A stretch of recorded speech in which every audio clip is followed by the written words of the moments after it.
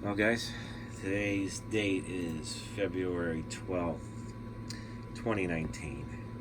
And unfortunately, I caught a cold of sorts from when I traveled to Boston last week. But I did get to see Cheers. And for the past few weeks, I've been working non-stop on the CT-100. With news to say, I have fully re-resistored the entire unit, as in just carbon composition resistors. So now I'm waiting for one more resistor to come in and order from DigiKey. I'm working on other things such as cleaning up the rest of the chassis and cleaning up the potentiometers. So here's some of the things I had done right here. Some values are hard to find, so a lot of them I end up making series connections like that. Those are 3-watt metal oxide film resistors. You can see one up front there at the double up. We got one there. The only part that worries me a little is this part up here where it's a bit corroded. That was due to some rodent infestation. Luckily no wires have been chewed, but I'm saying just like this potentiometer here. Hopefully that's just limited to just the outside. But everything else appears fine. As you saw from the very first video of the restoration, this thing has been thoroughly cleaned. Simple green hosing it down, which it needed. There was no way cleaning this by hand. It was that disgusting. So now I'm in the flyback cage, and I have one of the potentiometers out because I actually took it apart and deoxided it. I'm going to take this other one out, and I'm going to show you how to do that on video here and put that back in. Alright, and here we have the potentiometer with the wires desoldered from it. So now I'm going to remove that push-on clip right there.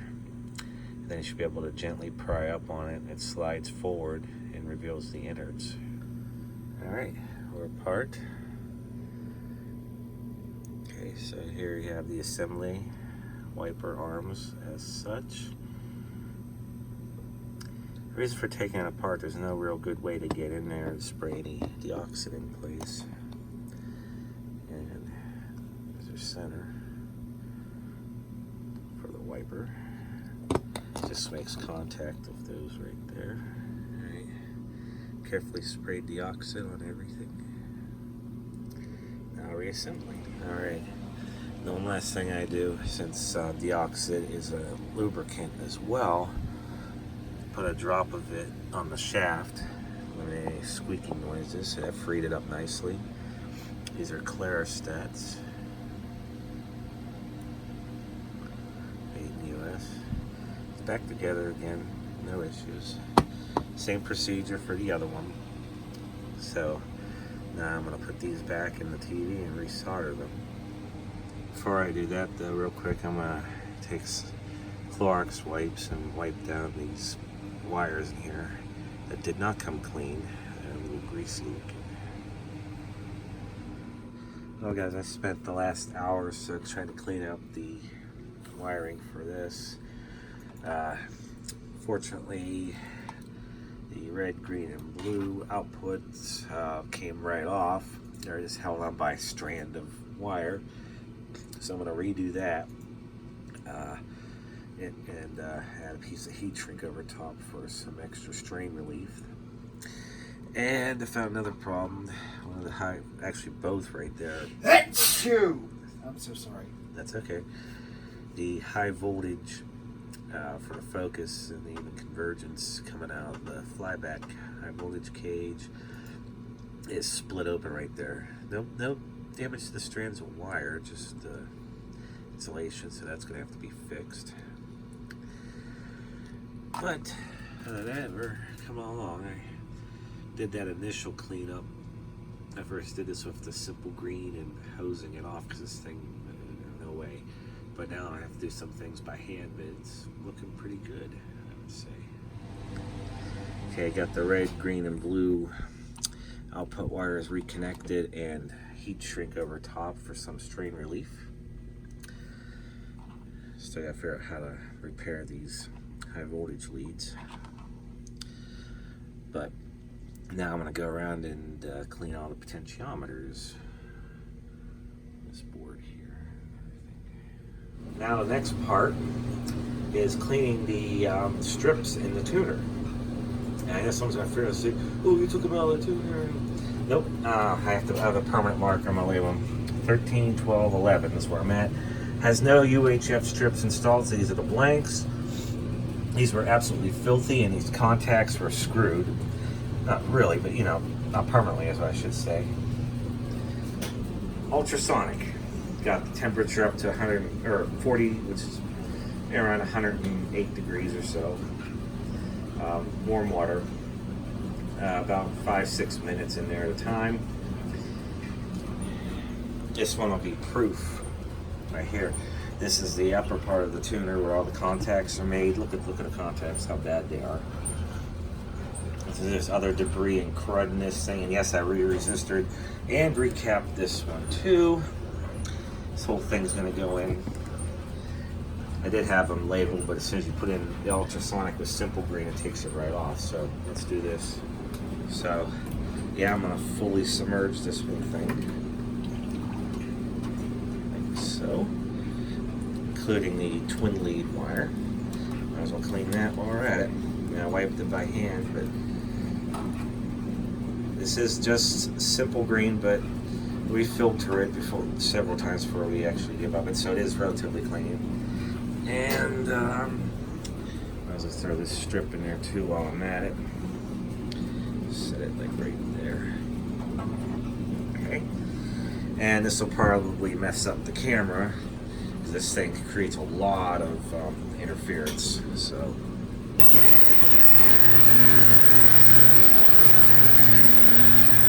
13, 12, 11, and 10 on the drying fan for that. Here's the assembly here. Now look at that. Nice and clean contacts, as well as all the other components. Any grease, debris, whatever's gone. And yes, I did re-resistor it. Right here. I had to do 2 values in series though. But that said, the value that was in there was 8.2 megohm. It read 10.5 megohms. Well beyond 10%. I remember when I did this is like one of the first things I re-resistored, and every one of these resistors were bad. Well off their tolerance specs. All went up in value. Here's the top of it, all cleaned up. Actually, it didn't turn out that bad. So, of course, I'm not going to be powering this thing up anytime soon, so dry time. Once I'm done with the strips right here, then I'll leave it sit on this drying fan for a day or so before I put it back in. Okay, I just extensively finished cleaning out the tuner the best I could. It's clean, just a little discolored from, usual. Greased and oiled everything. Got real smooth. So now I'm going to put these tuning strips back in. So they're all in here. They're all labeled channel wise. And yeah. Okay, I got channels 2 through 13 in the tuner. As you can see, all contact points right here are nice and shiny now. Before they're covered in some black gunk and corrosion. Major improvement. It's going to alleviate a lot of issues that could possibly be had due to poor tuner connections. Another problem, I'm missing knobs on this. And not only that, this knob here, after I did everything, decided to strip. Okay, I got the tuner in the channel 3 position right now, and I got to clean that metal gear now because this well, it's no more than a decoration piece at this point. It just completely chewed all the gears up. There's nothing wrong with the tuning mechanism. It's completely free spinning and well lubricated now, but it was probably just already brittle, cracked, whatever, and it just chewed them up while trying to put these tuner strips back in. So that's where we're at, and thus concludes another day of working on this beast. The assembly up here is still on the drying fan. I'm leave that for 24, 48 hours or so before I put that back in. We're getting there. Alright guys, you see that resistor right in the middle, the 47 ohm? I missed it because it was rather well hidden. I'm kind of doing like a little macro close up here. This is the original one that was in there. It read 78 ohms. That's pretty much how every resistor in this thing was.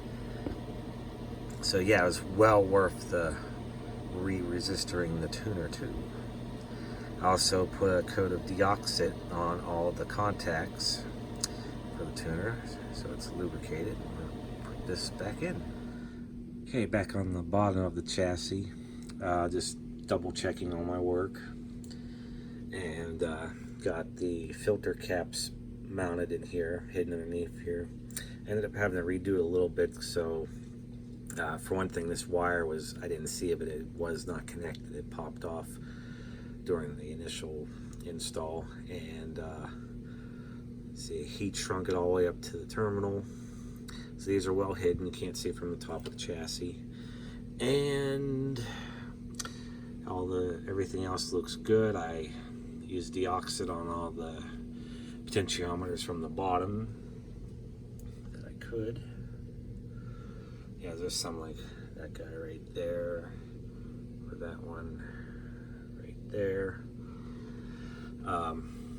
And yeah, all resistors that are replaced are metal oxide film. Are actually rated higher wattage wise. All half watts are replaced with a watt. All 1 to 2 watts are replaced with 3 watts. Working voltage is either equal to or better than the originals. And as I've mentioned numerous times, this is just from the batch I did over the last month again. And that's not counting what's in the baggies originally. And again, 80% of these were way off tolerance, and the ones that are good are marginal.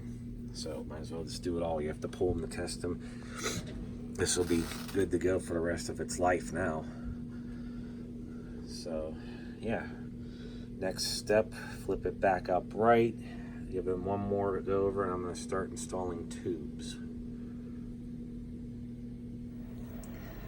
Alright, we got the CRT socket apart, and I got the high voltage leads hooked into it now.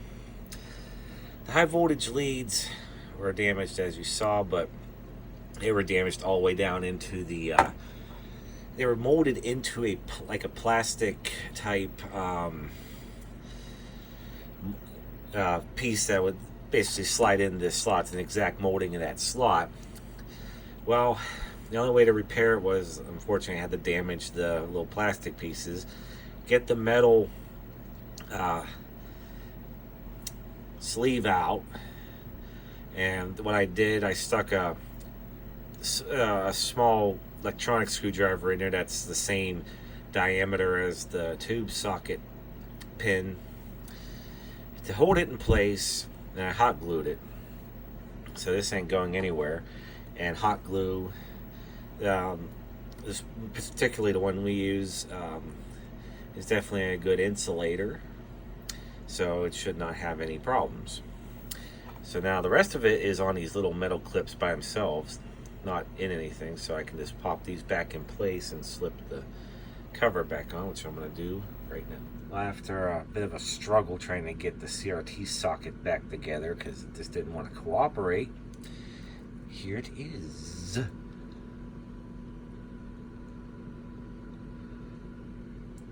All original wiring still. I was able to repair the leads as mentioned, and all the pins are properly aligned in there. I stuck a small screwdriver in each, see how it's fit, and it slid right in perfectly. But that's when I came to realization the previous owner has the CRT installed upside down. Like I tried to match the keyway as shown here. As you can see, it is on the left side, which means the blue gun is down underneath. The blue gun's supposed to be on top. Because I kept wondering why that looked funny. And I know exactly what the previous owner may have done. This drawing right here is showing upon assembly, but it's showing it as if you were facing the top. Like here, I'll show you on the next page.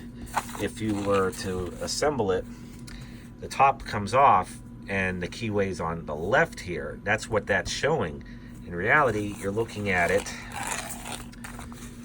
like this.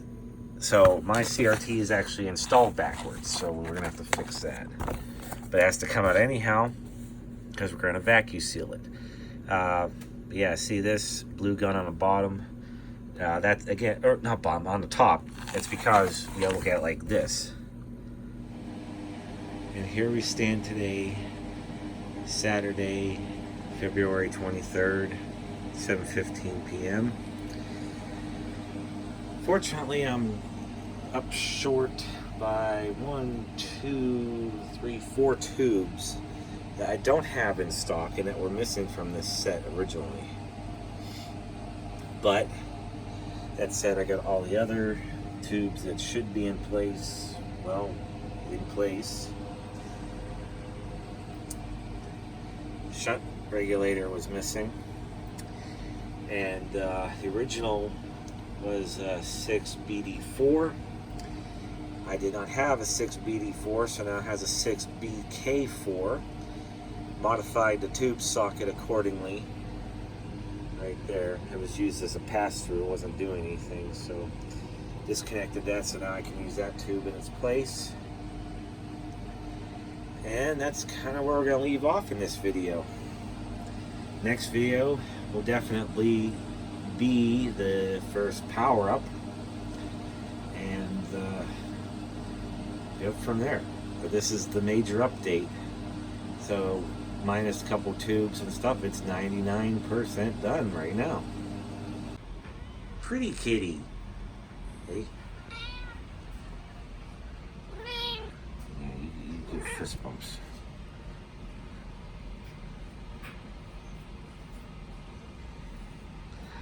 So she's taking a place on top of here. And as you can see, the guns are upside down, so I don't know what the hell happened here. Keyway's on the left. Next step I'm gonna do, that's weird, but the high voltage lead is on the proper spot almost.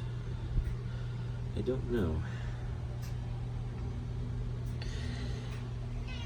And well, the next step for this portion is going to be, take the rest of the yoke out, purity coil, everything else out of the TV, move them over the chassis. We're going to remove the CRT. I need to scrub this cabinet down with some pine sol inside and out. It's missing the bottom grate. It goes right there. But yeah, and we are going to vacuum seal the tube since it's already perfect. I want to keep it that way just in case. It's already cleaned up, even though it doesn't look like it. This one has cardboard tube in here and everything. I don't want to do that, so I cleaned it by hand as and used the parts washer on it. This one will be safe to do so. I'm going to run a quick rinse, get all the dust to build up and everything, grimy, greasy dust off of it. It looks like it's a heavy sucker. Got the top off, and here's what it looks like now. Obviously I cleaned from here back. I'm gonna just quickly wipe this off just to see, but at the end we're taking the picture tube out. which maybe tonight as well. Had to remove the cross brace here to get the yoke out. So let's do it. And with some quick wipes of some disinfecting wipes there. Brand new again. At least this portion anyways. The new metal shield. Let's see. I think those are for the faceplate. So we're getting there. Totally getting there. Alright, myself and Harley are prepping to take the picture tube out now. And to take it off, it's just these right here. Pull up, loosen. No, that's all that holds this in. For those. Now, this should come off, so I'm gonna kind of figure out how to do this. Alright, so now we take off this bracket here.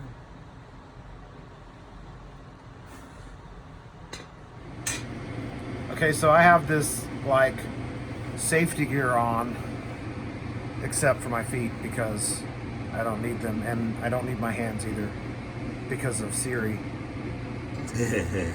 So this is the 15 GP 22.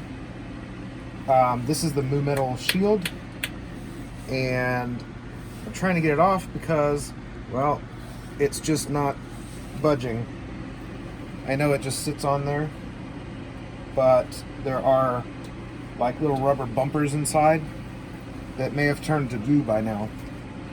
The reason why we have it here in this room is so that it will be safe and on the table, and we can close the door behind us when we leave, so nobody and nothing gets in here to knock it over, and by that I mean the cats.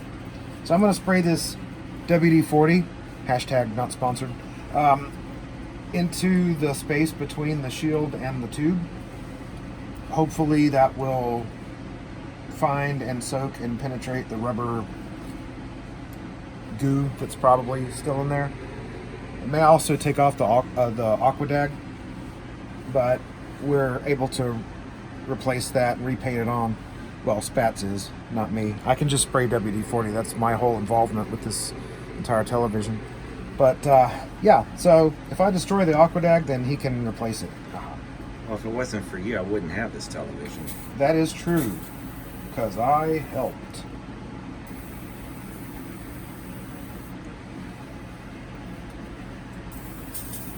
The reason why I have this coat on, for those that don't know, is just a little bit of protection against if this thing were to somehow implode.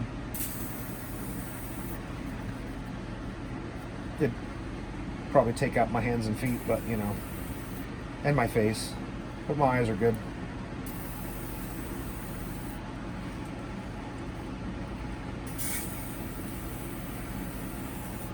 All right, one more time around the back, and then I think we just need to let it sit. Yeah, it's already coming on the plastic retaining ring. Then my job here is done. But and still, getters are just fine. So this is all good. Also, here's the yoke. It's cleaned up now. And here's the cabinet laying face down. Now, next step is we got to get the face off the safety glass. Oh, I'm sorry. Some little dudes in the living blanket. So there's 12 bolts gotta take off, screws. Then take off the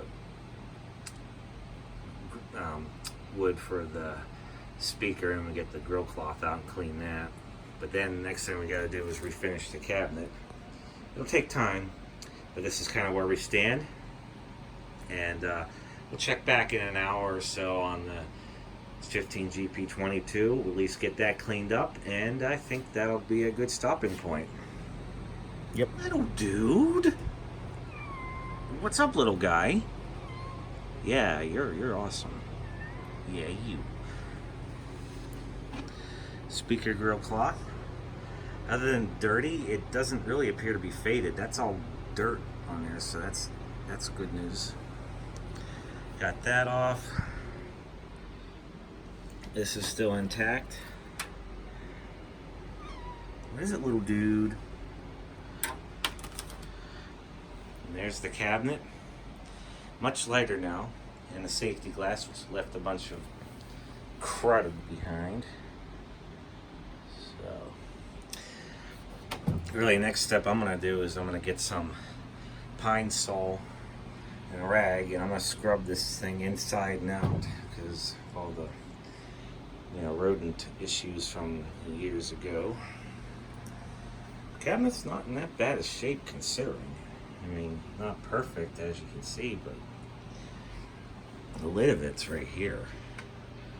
That does the most damage. But, so yeah, safety glass, crystal clear.